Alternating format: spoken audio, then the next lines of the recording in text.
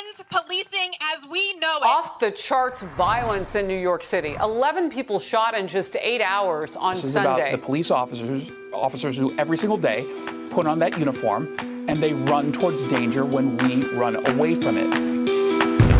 Live from the Rockefeller Square in Times Page in North Carolina, Failure Stop. Now with your host, Drew Breasy, the easy, the breezy, the beautiful Drew Breasy and Eric. I'm just kidding, guys. But we are live together for the first time in a long time. We're in the same room together. This is the Failure Stop podcast channel, the #1 show where police meet society and culture. We are just finishing up the Failure Stop 2023 North Carolina meetup where we had people flying in from all over the place. San Diego, Minnesota, Colorado, Michigan, Florida, South Dakota, where else? Cincinnati, Ohio, Myrtle Beach, South Carolina. Lots of people at the meetup, and we couldn't have been more happy. It was so fun. We had the Q&A on the stage in front of everybody. It was really great. So thank you, everybody who came out to the Failure Stop meetup and flew in, man. It just, you know what I mean? When you have fans that fly that far to come and see you, it means something. It really, really does. And like I said this last night on Comm Center, I'm sure most of the people have already seen it. But I said this last night on Comm Center. I mean, it means the Wolfpack is a community, and the community is the Wolfpack. And I say that only half jokingly because let me tell you, Tyler was here, Will Cray was here.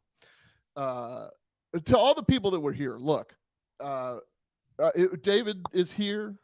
We got right in front of me. We have Dead Leg, yeah, and his live leg.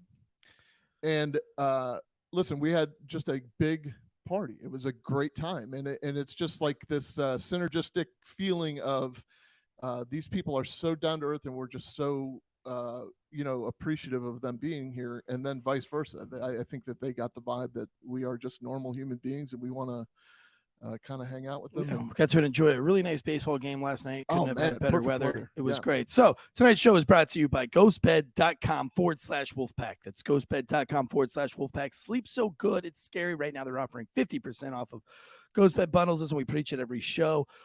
Mental wellness starts with a good night's rest. If you're a first responder and you're not investing in your sleep, if you're not investing in your bed, listen, I don't want to hear it, dude. I don't want to hear your message. If you're going to message me about how you're losing sleep, you're doing all these things, because I'm always going to say is like, what are you sleeping on? Yeah, right? save it. Just save it. And when you're sleeping on a ghost bed and then you have those issues, reach out. I'll counsel you because I'm a licensed counselor. Sleep counselor. I'm about as qualified to be a counselor as gender fluid Sam Brinton is qualified to deal with nuclear energy. Right. To be honest with you. And we'll talk about that guy later. But honestly, dude, it starts with a good night's sleep, man. Sleep so good. It's Fulcanator in the chats is just sent us a $4.99 super chat, $5. Thank you so much for that. If you want to support the show, you can hit like and subscribe on that YouTube button, or you can be a paid member on YouTube, or you can join the new Patreon that we have started, which has lots of extra audio content, not video content. We do a lot of extra stuff for our YouTube listeners. Now we're doing a little bit more for our audio listeners, but also Patreon has given us an opportunity to branch out outside of the show with other interviews, follow-ups. Matter of fact, we've already has a follow-up scheduled for this particular show, the Mistretta case. We will actually have the Mistrettas on, but that'll be on Patreon because we don't want to get canceled. And it's also, we want it to be for our paid members who really like and support law enforcement, and we don't want to put anything out there that could hurt his case. So if you want to join the Patreon account, it is now live. You can also go to our new podcast, which is up, FailurestopPodcast.com. Website. Our new website. And then if you also want to, like, the most important way to, other than money to support the show, or just equally as important as money, is a 5-star rating and review on iTunes or Spotify. I don't want to waste your time with any more of that, though. I want to jump into the main topic of today, which is the Mistretta case. Am I saying Mistretta case correctly? You're saying, you're mispronouncing case slightly, but Mistretta is correct, yes. Jeez, boy. My Mistretta, that's 185. I lost my license. Now I don't drive. That's actually what the suspect in this thing is. He lost his freedom as well. This is a case that we have been getting just bombasted with. Is that a word? Yes, Bombasted? lambasted and Lambasted. bombasted. Yes. Lambastic. We've been getting lots of stuff for this case, but we wanted to wait on it. Because there's more to come out. Honestly, because it's so sad that we get so many cases across our desk, You got to help my husband. You got to help my son. You got to help my daughter.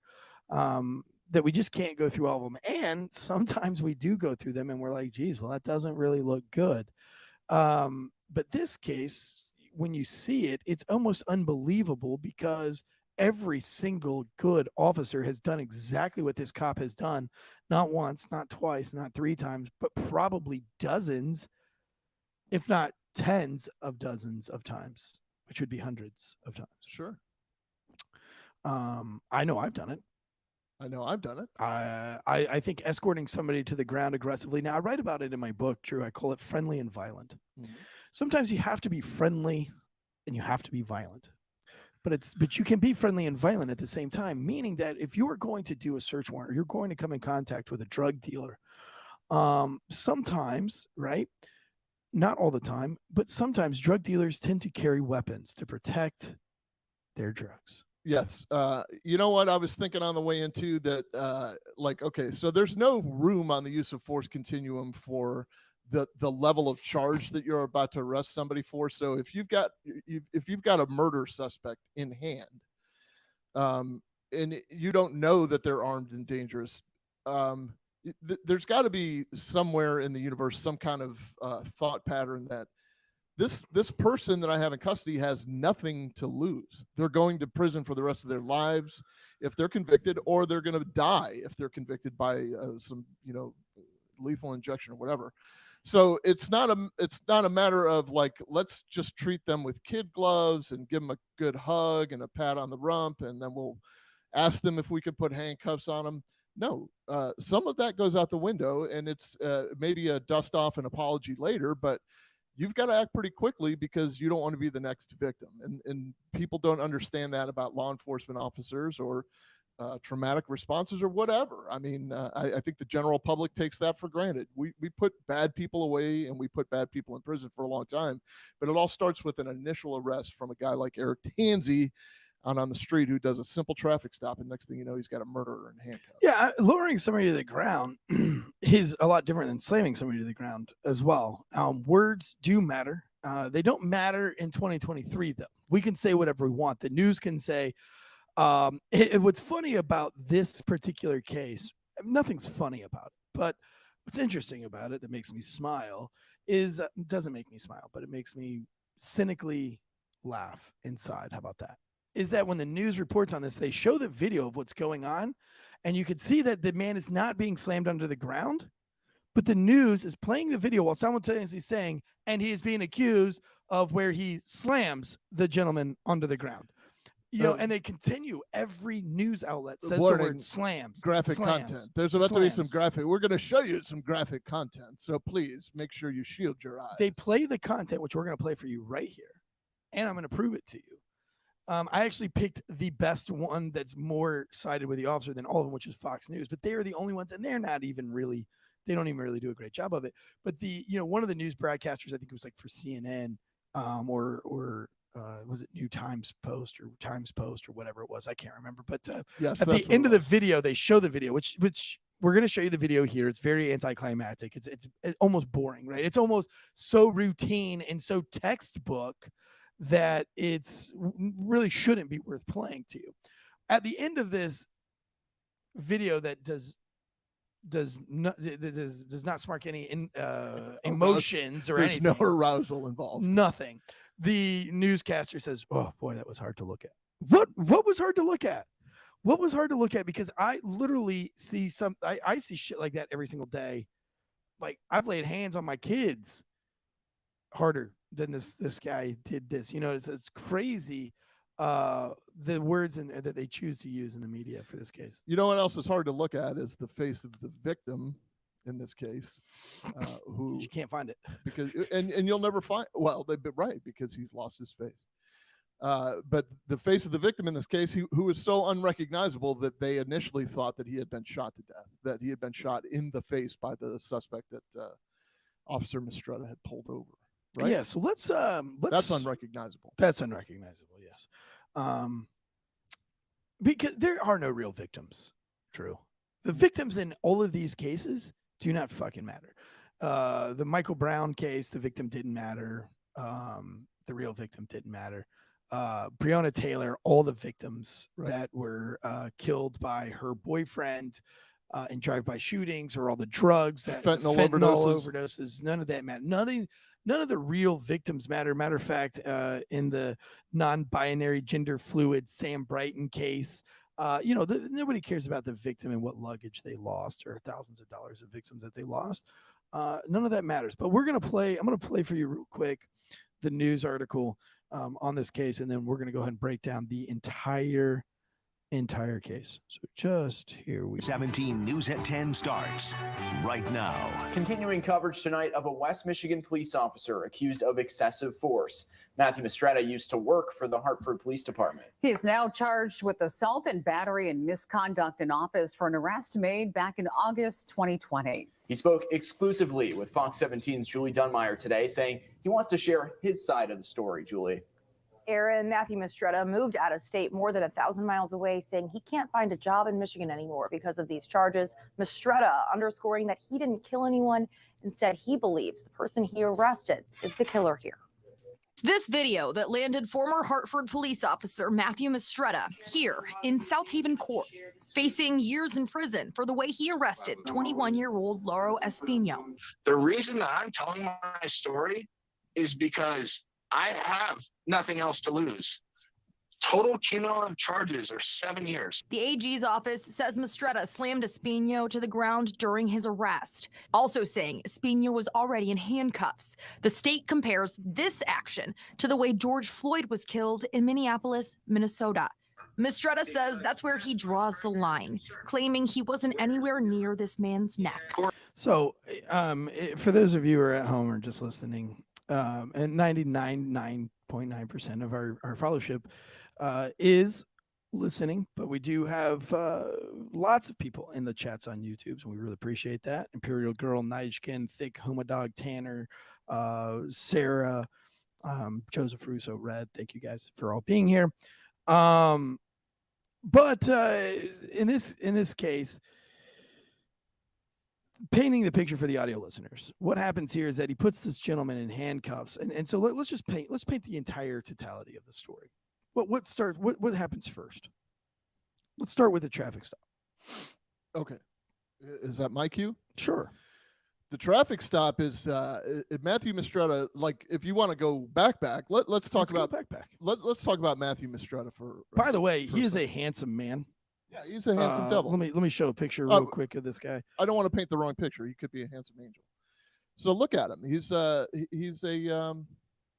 a square-jawed Marine. I know we have plenty of Marines listening, and you know what?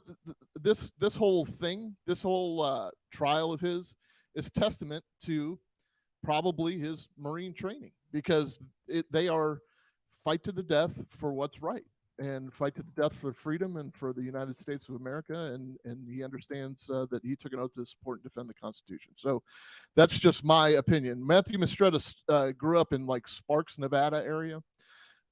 And according to his girlfriend, who we have spoken to and hopefully are getting ready to do some stuff on Patreon with, he spent some time. He had a pretty rough life growing up. He didn't have it as easy as everybody else did. He didn't enjoy the blank privilege that everybody else has.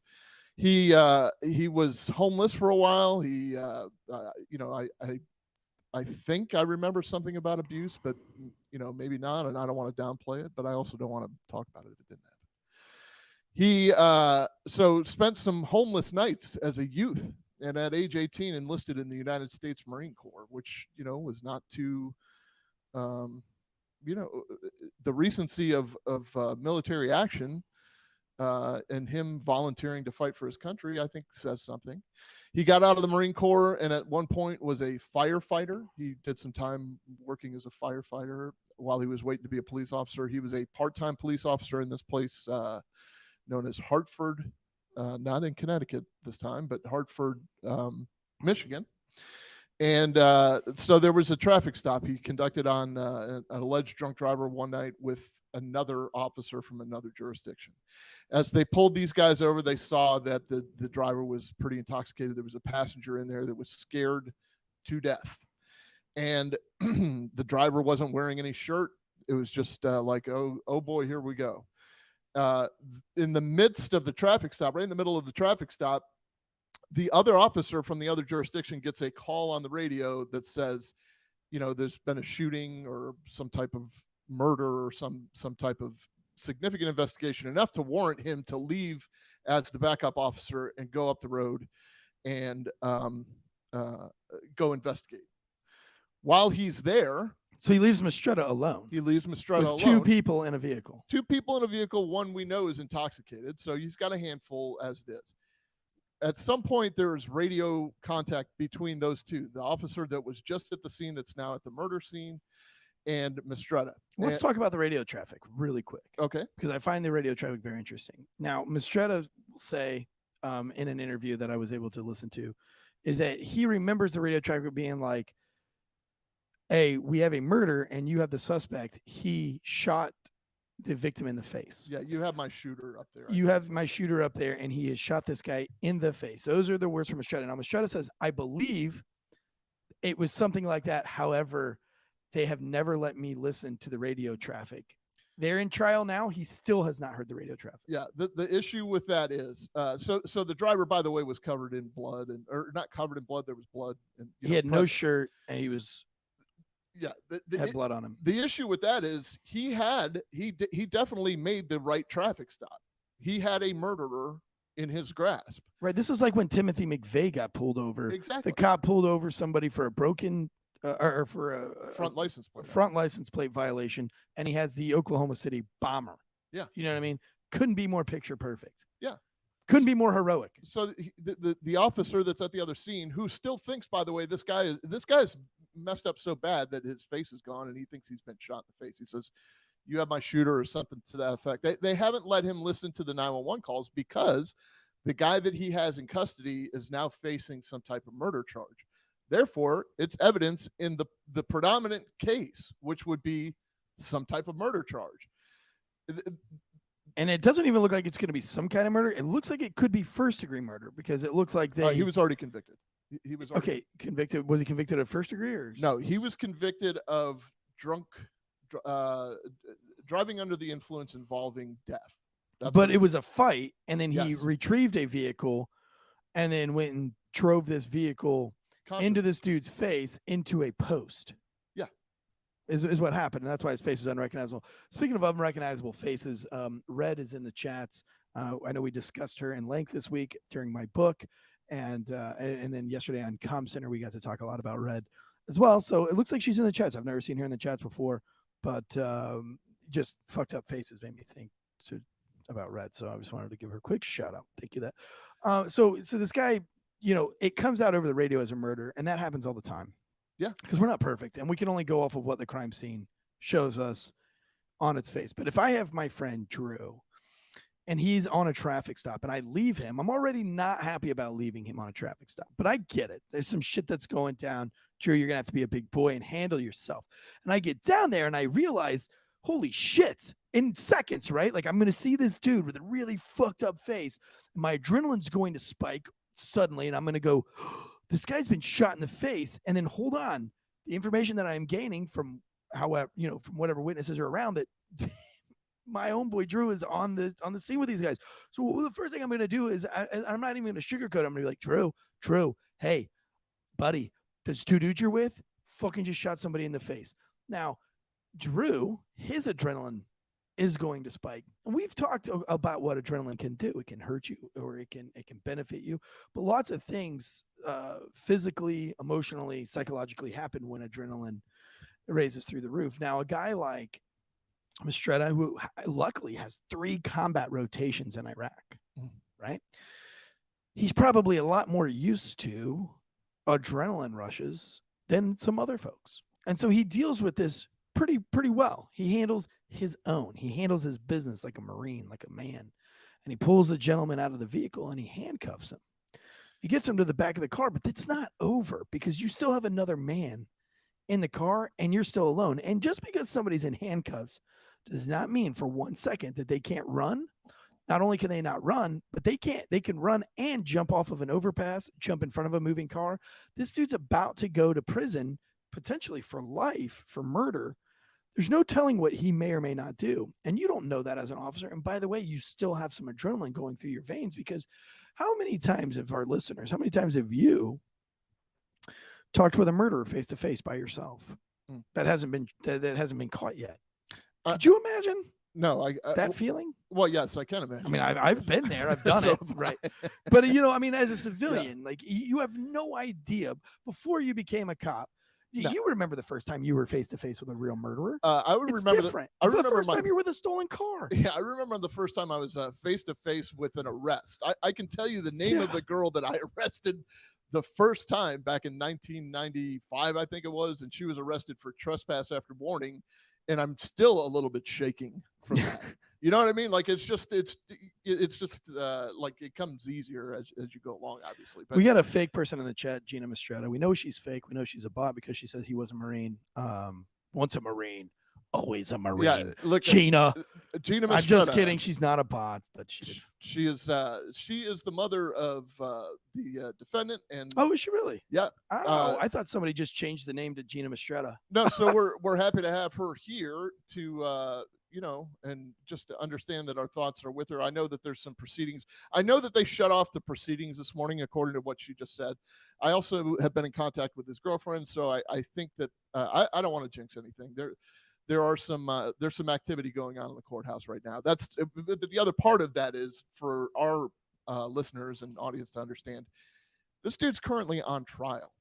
2 misdemeanors and a felony. 2 misdemeanors being assault and battery, aggravated assault and battery in Michigan. I'm sure the aggravating factor is that he was a law enforcement officer on duty. Sure. And then and 2 counts, by the way, they found 2 counts. The felony is some type of like misuse of public, I can't remember well, it's right in front of me here. 2 counts of assault and battery, which is a 93-day misdemeanor, and 1 count of misconduct in office by a public official, which carries a 5-year felony. Okay, so this is pretty serious stuff, and this is why we say this is a Marine. He's like, no, I'm not gonna take a plea agreement to something I didn't do. And I like that. I liked his stance on that, where Yes. he's like, I'm not taking a plea deal. Like, this is not going to happen. I didn't do anything wrong. And let me just again reiterate for our listeners, because 99% of the people that follow us listen and don't watch on YouTube. He takes this man and he does not slam him on the ground. And I'm not saying that to be biased. You can watch the videotape. I think any reasonable person would say that this is not a slam. If somebody is pulling away from you in handcuffs, if somebody's pulling towards the road, if somebody's pulling back towards the car, again, adrenaline's up on all ends. This guy just murdered somebody, so his adrenaline's through the roof. He's not thinking clearly. You got a little bit of adrenaline coursing through the veins of Mistretta, but he's still making pretty good sound decisions. But Mistretta knows that this man just killed somebody, or potentially just killed somebody, and there is no telling what he might do. It's a wild card. Could be suicidal. It could be flight. Could be fight. We don't know.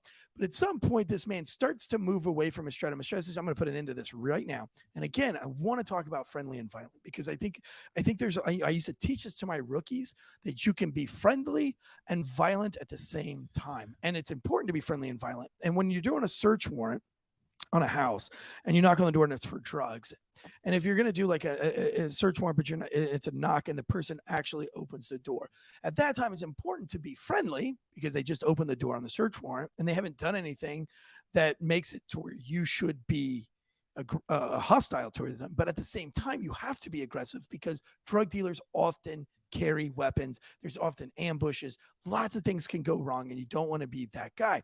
So I tell them, let me see your hand here. Friendly and violent can be just me grabbing him like this, right? This is still friendly. Hey, Drew. Hey, right now I'm going to take you out in this hallway, man. I'm sorry that we messed with you. We've got a warrant for your arrest, but hey, right now I'm being friendly. My tone of voice is friendly, but my my The grip hold is on you, firm. it's very firm and it's aggressive, you know. And if you want to move, I'm gonna jerk you. I'm gonna mess you up or do whatever I have to do. And what I saw here from Mistretta was very friendly and violent. He was very friendly and he guided this gentleman to the ground. And when I say guided, I'm not trying to be like quoted, guided him. No, he physically, literally guided this man to the ground in handcuffs and then secured him with a knee on the back of the chest. How long have you watched UFC fighting? I'm not a big UFC fighter fan, but I understand exactly where you're going. These guys go like, well, I'm not either, but maybe like 6 rounds, 7 rounds, 9 rounds. You know, they're kneeing each other in the chest, jumping on each other's backs, headlocking each other. Nobody fucking dies, okay? What happened with George Floyd, we know was a medical anomaly. It doesn't happen all the time. There was extreme circumstances there. So putting your knee on somebody's midsection across their back, it's still not off the table. Also, it's important to note that just because you place your knee or your foot on somebody or my hand on somebody doesn't dictate the amount of pressure that is on that human being. Let me explain. If I put my hand on your shoulder, it's the viewers, you can't tell, but it's very lightly just touching his shoulder. It's compassion. If I do this, there's a lot of pressure and weight that I'm pushing down on his shoulder right now. But you as the viewer, because of my tone of voice, you can't tell that I'm putting a lot of pressure down. So you don't know if it's just very light or very heavy. We don't know that. But the fact that every time we're going to put our appendages on somebody, the media is going to say similar to the George Floyd incident. And that's not fair. It's not fair when the media does it. It's even more unfair when a legal body does it, when an officer of the court does it, when an attorney general says it, because it's not just in this case where we're making comparisons. First of all, every single case in the United States of America, every law enforcement contact is different. There are no two contacts that are ever the same. They're like snowflakes. You stick them under a microscope. I mean, they feel the same when they fall from the sky and they touch your forehead and it's wet and, you know, you get excited and you make snow angels like TJR does in Minnesota. When you get them under a microscope, they are all chemically the same, but they're all shaped differently. And that's exactly how every single law enforcement case is in this United States. However, it seems that there's a body of prosecutors that seem to want to compare everything to the George Floyd situation or to Derek Chauvin. There was something I came across when I was doing a little research about Tacoma PD. 3 guys were indicted out there for a case, and that's the exact same thing. They said it was post, like probably a year after the fact, and they're saying the same thing. It's Derek Chauvin. Everything is Derek Chauvin or George Floyd. You can't compare everything to George Floyd. Not every use of force is comparable to George Floyd. This thing what this guy did is, and Eric just said it, like, what's your term of violent? Friendly and violent. Friendly and violent. I'm more of like swift and decisive action. I think it looks better in the report than violent. That's my opinion. Right. Yeah, sure. But so what he's doing essentially is, look, there used to be a use of force continuum that we followed, and it goes by department. I get that. There was a use of force continuum that my agency had. They did away with it because they do something else. But one of the things on the use of force continuum, one of the factors to up your level is officer subject factors. So you have a drunk guy, and we know that drunk guys aren't normally the most compliant people in the world. And you've got this other guy who's a wild card in the car to think about and deal with. You don't have time to be nice, and it's not necessarily the time to be nice. The thing that really gets my goat on this whole case is that the defendant never, ever complained once about his treatment. Yeah, that's very important. That's a very important note, because I've actually seen this happening, and I've never seen this happen until after George Floyd, where we're starting to see this more and more, where the DAs, the attorney generals, these I don't want to call them ambulance chasers, but the attorneys, they're seeing a case and they're saying, okay, how can we relate this to George Floyd in any way, shape, or form, and let's get that payday. And it's a very abuse of the justice system, in my opinion. And I think Mistretta has been completely abused by this, because had he not get this lawyer that's literally just grasping at straws. But the fact that the attorney general and the DA are even entertaining this, right, is frightening. And I don't know what precedent this sets going forward.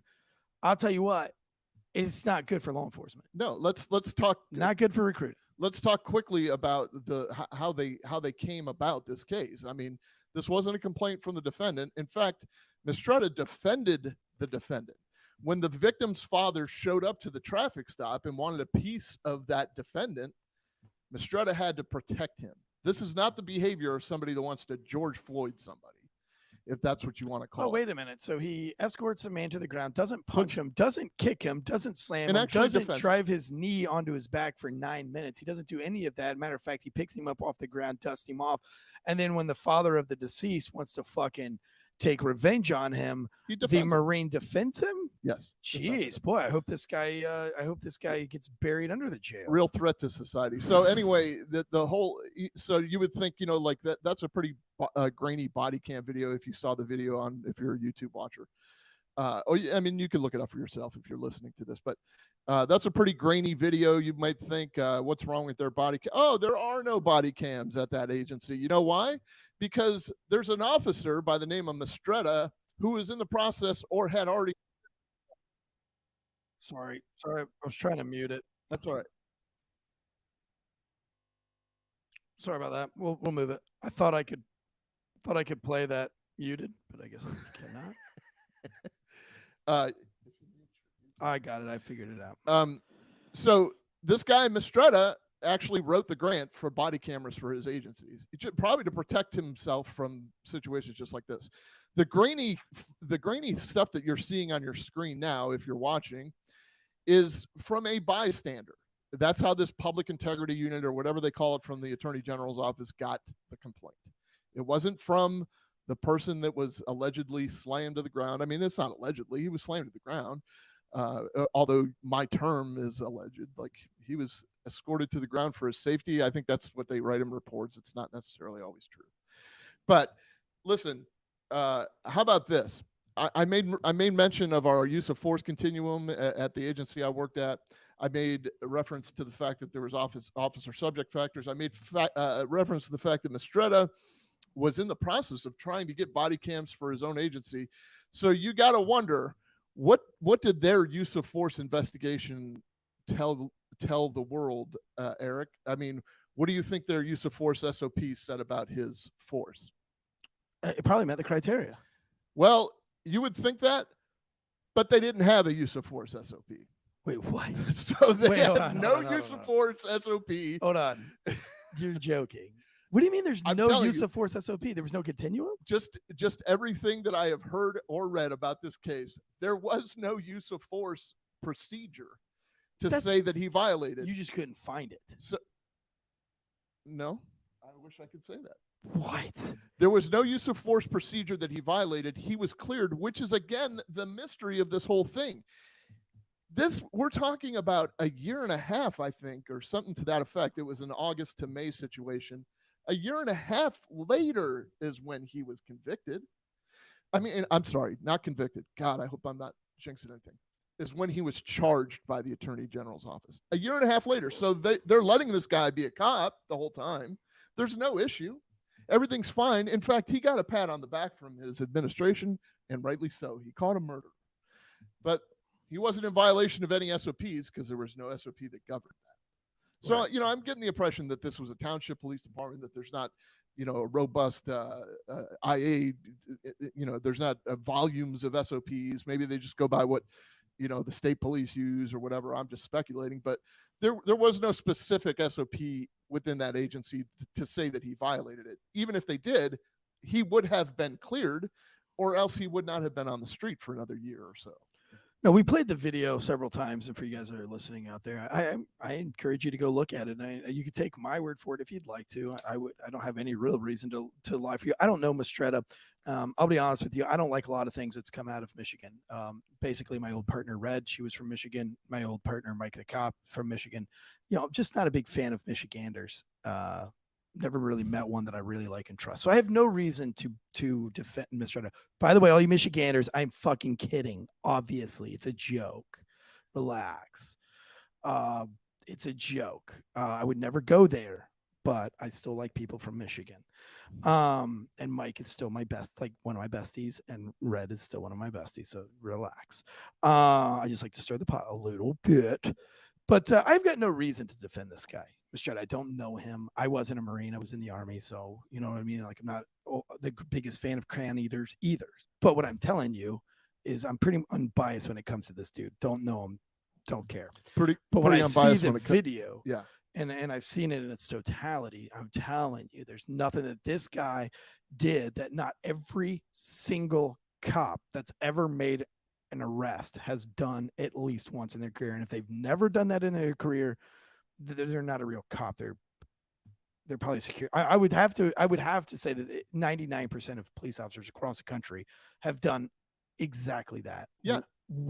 Multiple times in their career. Well, and when you do that, Eric, I mean, even if you do that, and there's for the same reasons, you know what I'm saying? Like for the sheer course of this guy needs to go to the ground, he needs to go to the ground right this second. Right. And so I'm going to get him there. But even if the guy's not necessarily fighting you, but like when I put my hand on Drew's bicep, I can very lightly put it. But if he moves his arm towards that wall over there, that's an act of resistance, and I can feel that. And so I can react appropriately. And it doesn't mean that I'm going to beat this fucking brakes off of him because he moved his hand towards the door. I'm not going to go full Memphis PD on him. But I might say, nope, I'm going to finish this right now because I'm not going to get in a wrestling match with this guy in any way, shape, or form when I still have another suspect in the car. There's nothing unreasonable about what this officer has done, period. And I encourage you to go look at the tape. But there's nothing that this cop did that not every cop. And that's why this case is shocking. That's why this case is serious, because this could be you. And I know a lot of cops don't want to listen to the breakdowns all the time, or they might just say, like, well, you know, it's the same shit. We see this shit every day. We see this shit every day. But yeah, I know you guys see it every day. I lived it with you, homie. But like, it's different now. And you guys got these cocky attitudes, and you guys tell me these stories about you guys beating the brakes off of folks who rightly so deserve to have the brakes beaten off of them. But just know that this dude is going to trial right now and hasn't had a job for a year and a half and had to move 1,000 miles away from home for doing nothing wrong. Absolutely nothing wrong. So that's kind of what his girlfriend has been saying all along, which is a brilliant statement, because I see it in the chats here, and there's nothing wrong with what you're saying when you say something like, oh man, he's going to beat this. There's no way that they'll convict. And everybody gets that. And that's a correct point. But her point is something's already happened. He's already been smeared. He can't get a job in Michigan. He's got to go defend his innocence. It's not innocent till proven guilty in this case. It doesn't seem anyway. You've got to defend your innocence here. You're going to have to go out of your way, because we have the power of the Attorney General to put you in front of a judge to answer to your charges. Now, when you think about every cop in America, like you say, Eric, has done this in some way, shape, or form, it's not done without checks and balances. It's not done without taking responsibility, because there is a use of force investigation that goes into just about every use of force that's reported. I realize that there are use of force cases that are not reported, and that's probably wrong. If you're going to have a use of force, it needs to be investigated fully. Now, what normally happens in a case like this is if the investigator or the supervisor or somebody put in a position of trust on behalf of the administration reviews the bystander video, conducts a proper interview with Mistretta, takes into totality the 911 call, takes into totality the dispatcher information from the other agency, the radio transmissions, the testimony of the other officer, the testimony of the guy behind the wheel, the testimony of the guy sitting in the passenger seat, more than likely, this case is going to be a justified use of force. For sure. It's got to be justified. And the fact that, attorneys can be such scumbags, man. The fact that they would even carry on, even try something like this is kind of just kind of gross. Like, I feel like you've really sold your soul at that point. Right. When this attorney knows that cop didn't do anything wrong. He's just trying to ruin lives. He's not even trying to save. she's not even trying. She's trying to make a little bit more money, trying to make a name for herself. Well, she's not even trying to get the murder side, because nothing in this case has to do with what happens to her client. Okay, well, except payment. It's not going to make her. Are you talking about the civil attorney, or are you talking about the attorney general? I'm talking about the attorney general. Yeah. So, but even deeper than that, you're 1,000% correct. I mean, she's trying to establish public integrity, which is something. It's something I've always had a problem with. It's something that Eric's kind of a victim of, and something that I've experienced in my career. You can't use unethical means to prove how ethical you are, and that's exactly what's happening here. They're using these unethical means. Now, think about this. This guy, it's a very intense or important trial. So they can't, in Mistretta's case, allow the 911 calls to get in. They can't let the jury know that he stopped a murderer. Well, and can we talk about that? Because why? Well, is there a reason why? Yes, it's okay. But tell me why, because I can't. And before you answer, just let the viewers know why I'm concerned about this, because I feel like it really does paint the picture of why somebody would do something. Yeah, you know what I'm saying? Like, if my son took a pair of scissors, let's just say one of my kids come over and they're like, "Dad, August took a pair of scissors from me." If I just go right to beating that ass on Augie and throwing him in his room, but if I go, "Hey, Augie, why did you take those scissors from my brother?" Well, Dad, he was going over there to cut that electrical socket in half because he wanted to see what would happen. And I told him that was really bad. And he was like, "I'm going to do it." And I was like, "No, you're not." And I took the scissors from him. Okay, well, that was important information to know. And now you're not guilty of the crime I thought you were. Right. This is the case. So ironically, it's the protection of the defendant in the murder case that they can't allow this other. In other words, they can't use evidence from this other trial. But why couldn't you? Then why couldn't you just wait until the murder trial is over? Well, this is the point. How about I got one better for you, Eric? Okay, give me one better. Why you have prosecutorial discretion? Sure. Why would you even bring the charge forward if you know that it's problematic? If you're going to put it in front of a jury, this is the same thing. What's the most recent case that we're dealing with too? Oh, Darby, in the same thing in Ben Darby's case. They never talked about the training. They never talked about all. It was given to him by the FBI. Yeah. Well, that's the other thing in this case too, by the way. Usually when there is a use of force, some type of use of force case within a local jurisdiction, it's referred to the FBI for just a quick once over for a civil rights violation. The FBI looks at it. The FBI didn't want anything to do with this. They weren't touching it with a 10-foot pole. This just got put back into the Attorney General's a pot of potentials to kind of make a statement or make a point that we're restoring integrity to those who swore to uphold the Constitution. But she swore to uphold the Constitution. Where's her integrity? Because this is injustice. And if they want justice for this defendant, this is what I say all the time. You don't understand the difference between justice and revenge. This is an injustice for this guy. It's the bigger picture of he'll never get a job again. It's destroyed his family. It's just, look, man, the guy has been serving his country since the minute he was eligible to do so. And you're going to just throw all of that away over a close call. This is like calling somebody out at home plate, having the benefit of a replay, seeing clearly that the player was safe, but calling him out anyway, just so you'll look good in front of the home team. Right. We're so obsessed with clout, with climbing the political ladder. I've said it 1,000 times. Political police officers are poisoning the profession. Politics are poisoning the police profession, however you want to word it, because it's not about justice anymore. It's not about doing the right thing. It's about clout. It's about look at me. It's me. Hi. I'm the problem. It's me. So, very, very, very tragic case. And I hope it has a celebratory ending that we can all celebrate. And our thoughts and prayers do go out to the Mistretta family. But, fuck, it's too late. You know what I mean? Like It is too late. that's a life ruined. That's a career ruined. I mean, that's a, you know, I know kind of how he feels ish, you know, it's like, man, I served my country selflessly for 3 tours in Iraq as a Marine. I was a sergeant as a Marine. I went to become a firefighter, a warrior. Somebody who's only obsessed with killing doesn't become a firefighter, right? You know what I mean? That's just somebody who wants to continue to serve. It says, you know, Yeah. I have a knack for being in the right place at the right time, making good decisions under a lot of pressure, and I want to keep that going. That's what I'm good at. I'm not good at IT. I'm not good at being a barista, or bartender. I'm good at being in a position to help others, and with my physical attributes, my mental attributes, etc.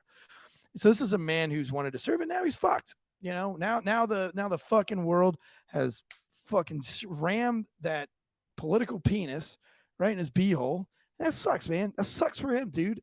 And he's not gonna forget that. Oh, you know how to paint a picture. I do think too, in the discussion I was having over the most delicious crab cakes yesterday with TJR, with Tyler, who's he took up a lot of space on that table, by the way. He did. I love him to death. He's making copies as we speak. But he says, he's like, what's it going to take? I mean, are we going to be able to, or are the tides going to turn to where we stop this malicious prosecution before we're all unsafe? And I say, no, we're not, because here's the deal. We're unsafe because everybody's fleeing the profession. Everybody's fleeing the profession. It's not just guys like me, like who had enough time to retire. It's guys with 25 years who have enough time to retire. It's guys with 15 years who are not going to put up with this bullshit. And you know what? Law enforcement is a very emulating profession, in the sense that the younger people latch onto a mentor, maybe their FTO or a supervisor, and they emulate what they do, and they get, and that's how they carry themselves forward. And when they see us, the people that take no bullshit, that do everything correctly, that do everything by the book, that take our lumps when we make a mistake, when they see us saying, hey, the agency isn't going to protect you, I'm out of here, they're going to go too. And so now you're left literally scraping the bottom of the barrel. At one point, where I worked, there was something ridiculous amount of applications per year that they processed, like maybe 5 or 10,000, and maybe 200, if that, made it into our sheriff's orientation program, sheriff's orientation training program. It was the best of the best. We had a very high success rate, low washout rate, and it was because of the selection process. Where do you think, now that they're understaffed, when you got the big exodus, and now guys who can say, you know what, for an extra 25 cents an hour, I can go work at Konica cleaning copiers, and people are happy to see me. People love you. And everybody wants that dude that can fix a fucking copier, dude. People are that happy guy's to got see friends. But I bet you TJR, if he plays his cards right, dude, he'd never have to buy another beer again. Right. You know what I'm saying? Right. Because the copier is the printer and the fax machine nowadays. Right. It's a lot. It's a lot going on. This is this is a case that's important. It's important to follow. It's an important case to keep up, because it really does include every single officer. And I truly believe that, because I think every officer has done exactly what this guy has done. And if you're not empathetic to one of your own brothers just getting absolutely BF'd from the Attorney General Office of Michigan, you need to be concerned, man. Like this is one of your boys, man. He could be going to fucking jail, dude, prison for doing what is nothing. It's not right. And it's crazy, because a lot of us law enforcement officers, maybe I'm a little bit older and my generation's dying off, but man, we all wanted to be heroes. We all wanted to be Superman. We wanted to be Batman. We wanted to be that Joan of Arc that stood in the face of tyranny and, had that Braveheart moment, and that's freedom. Why we came, and that's why we became soldiers. That's why we became police officers or EMTs. We wanted to do that. Like, here I am, send me type deal, and and here we are, man. And here we are with that attitude. And there's like a legit war against our kind and the government. I mean, the newest whistle leak that we're going to talk about on last call. this Epstein list stuff, the school shooting, where they've deemed the transgender to be the hero. It just the list of kind of atrocities that we kind of signed up to fight against, we're now having to look that in the face day after day after day after day. No other whistleblower, by the way, gets arrested in fucking less than 30 hours. The whistleblower for the Mar-a-Lago raid, the whistleblower who told Trump that he was going to go to be in jail, the whistleblower that didn't come forward for the Biden diary or the laptop. None of those people were caught, by the way. In the pipe bombs that were put at the White House, obviously still don't know who did that, but a guy that says like, hey man, we've got troops that are literally fighting on the ground in Ukraine right now, and nobody knows about that, and that's cool. Here are the documents to show that. We're going to go after him in less than 30 seconds. And it's just a tough time right now, guys. It's the weaponization of the criminal justice system in like a lot of ways, shapes, and forms. And just, we have good authority in this chat that's saying things like stuff that'll never make it into the trial, the character stuff of Officer Mistretta. Like, check his court record, check how his charges always stuck, because he was honorable and he did the right thing and he charged appropriately and he put the right people in jail, and he probably he rarely had to testify, and if he did, he testified honestly and got a conviction out of it. That's because he cares about the country, he cares about the freedoms of the people therein, and that's kind of all we need to know. Is this really a civil rights violation when he's doing his job to effectuate an arrest, and even in the worst case scenario used a little bit, and I'm not saying he did this, but in the worst case scenario used a little bit extra force? That is just using a little bit extra force. That was never a crime. It's not a crime. Like, I don't want to say it was never a crime. That's not. It's like, I don't even know if, like, again, like lowering somebody to the ground is just kind of like par for course. Like, you can't have that guy standing up, wobbling drunk. He could fall because of his handcuffs, and then he's got a broken fucking face, or he could die, or he could pull away and run into traffic and he could fucking die. You can't really have that drunk, stumbling dude standing there while you're by yourself and you have another potential murder suspect and a potential gun or weapon still in a vehicle with another guy. I don't see where in any way, shape, or form tactically that you haven't that you could do it any better. And a lot of times we do these breakdowns and we'll say, here's another way that could have done. Like, we're not going to play the Monday morning quarterback. However, we're going to play the Monday morning quarterback where we'll say, we've gone through all of this. We've gone through totality. Now here's a different way to do it.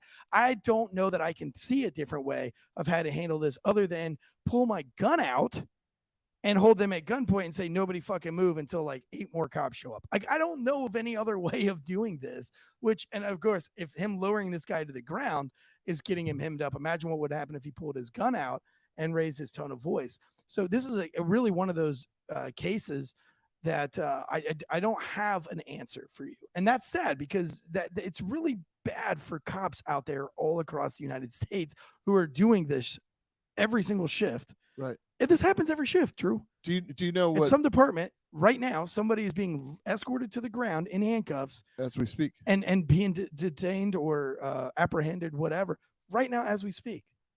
It's a sad case in the sense that for anybody that you arrest as a good cop, and this is what they want. They want to weed out the bad apples and blah, blah, blah. But what is the main thing that you need to arrest somebody? It's not just the probable cause, but to go into the probable cause, it's intent. So was his intent to commit these 2 crimes? Was his intent, did he think, well, this is a great opportunity to knock somebody on the hood and then throw him to the ground, and then I can misuse my authority as a law enforcement officer in the state of Michigan? Or was he just doing his fucking job? And it's all about intent. And this is what it's mortifying to think that an officer is going to risk their lives 24/7 every time they strap on the uniform or put their gun belt on, or if they're detective going out to interview a homicide suspect or a theft suspect, whatever. But they're putting themselves in danger, in between danger and the public. And all of a sudden, just for doing that, you're criminally liable. Yeah, I mean, at the end of the day, like, it's bizarre. Mistretta arrested a murder suspect. Yes. Who, for all intents and purposes, murdered somebody. Like, we know he did it. Well, he was He's convicted of it. Yeah, he's convicted of it. Like, I mean, the evidence is there. We should be applauding this guy. And again, we're not. And I hope that when this is all over, that Mistretta knows that there are people like Drew, like myself, like everybody in the Wolfpack, that we have your back, homie. And we know that you did a good fucking job, dude. And we know that you played those cards. You played your hand very well. You played your hand very well. You had a little bit of a bluff there that you had to do it, though. Your chips were low. You were by yourself. Chips are down. You had to bluff. You had to peacock those feathers. You did everything right. And I don't know of any other way you could have done it. And I hope that, you're not so soiled. You're not so upset and angry and bitter at the country, because it really, dude, it's the middle, the silent majority, right? The middle majority, as I say, the middle class people. What we see, we know this is ridiculous, man. And right now, God chose you because maybe because you're the stronger of the bunch and you can mentally handle this. Just remember that you've been chosen to write that. But I fully believe that. I really believe that that God puts people in positions based on what he feels that they need to do, and you're the right man for the job. And maybe Ben Darby was the same way. But you always have a home right here with the Wolfpack, homie. And listen, when this is all over, we got to get you on a ghost bed. A ghost bed is the #1 bed company that supports law enforcement and firefighters. They've been with us for 3 years now. They support veterans, first responders. Right now, they're offering 50% off at ghostbed.com/Wolfpack. These beds are incredible. They have the adjustable bases. They have the massage modes, the zero gravity. That bed will basically turn into a couch. You can turn your bed into a couch. It's absolutely insane. They're so comfortable. When my wife gets up in the morning, I don't even know she's up.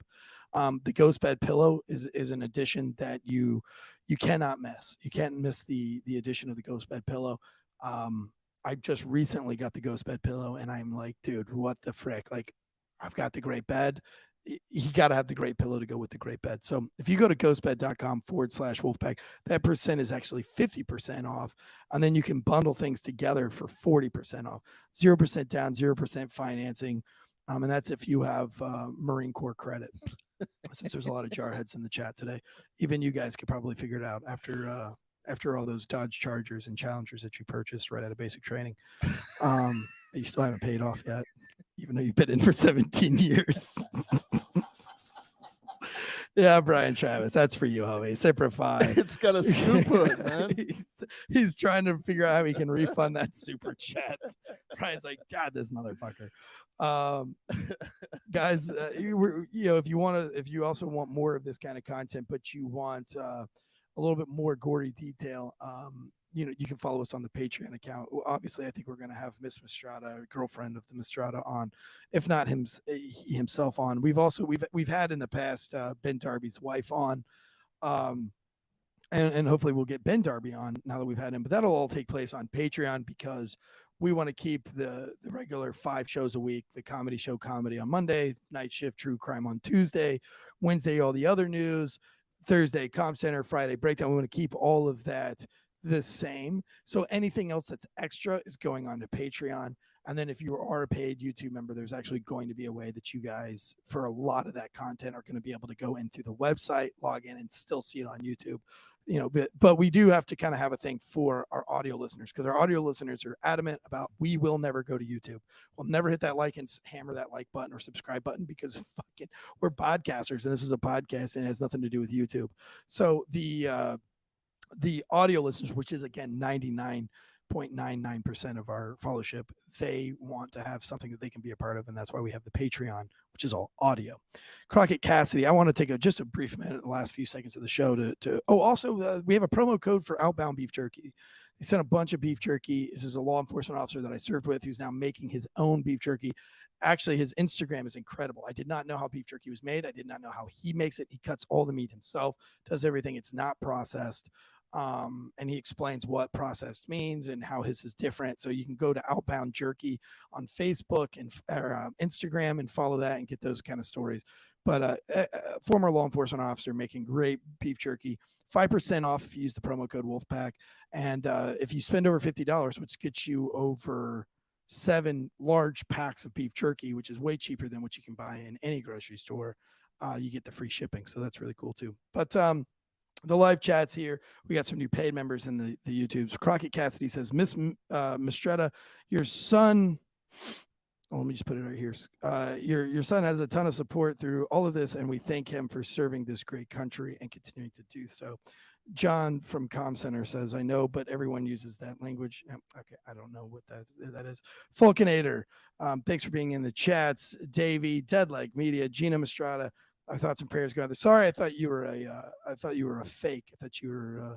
We've had some Antifa. Folks get in here before and fuck shit up. So I thought that was it at the beginning. I thought through good detective work I caught you. I was like, oh, he was a Marine. Oh, this is not real. Because I've said that. I said, oh, you used to be a Marine? And then they're like, what's a Marine? Oh, a Marine. They get super mad. They do that forehead touching thing, and then they do the Dalai Lama suck my tongue thing. It's very awkward. Never call a Marine. I used to be a Marine. Tactical dude, always in the chats, brother. We appreciate you. Michael Hendricks, Brian Travis for the super chat. Tony Grabaski. Hey, there's a couple things we're going to straighten out for you. I know there's a lot of confusion over Patreon members versus YouTube members. We're in the process of straightening that What's out. a YouTube member? Always a Patreon member. I would like to mention also that Eddie Gallagher's Pipe Hitter Foundation is supporting the legal funds and legal fees for the Mistrettas, or for Matthew Mistretta and his girlfriend. So if you find it in your heart to go to Pipe Hitter, and I'm sure whether there's a resolution of the case today or not, the Pipe Hitter Foundation is the same foundation that helped Ben Darby get home. So it's a great organization. As you know, Eddie Gallagher was himself under some pretty intense scrutiny. And just so you know, there's a little battle. I don't want to call it a battle. There's a little, I'll call it a battle of integrity brewing between Eddie Gallagher and some damn Crenshaw guy. So you might want to check that out as well. That could be making news soon. But listen, if you got a dime or two in your pocket, and we don't, again, I'm not trying to nickel and dime people to get it to death. I know the price of milk right now, which is what, $8,000 a gallon. So if you do find it in your soul to give towards Pipe Hitter, you can specifically look for the mystery. I was part of the Pipe Hitters a long time ago, and they had the best merch. I used to have a Pipe Hitters t-shirt. I used to fucking love it. This was like in the early 2000s. Somebody had mentioned, like Bosco said, what do we do about the YouTube, or do we do the Patreon thing? Just give it some time and let us work that out.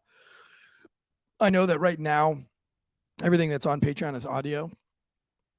And that's because we just didn't think far enough in advance that the YouTube people would give a fuck about audio, because we just assumed that, YouTube is just visual and they would never want to go audio, and that our audio people are audio and they would never want to go visual. So we're always trying to separate the two.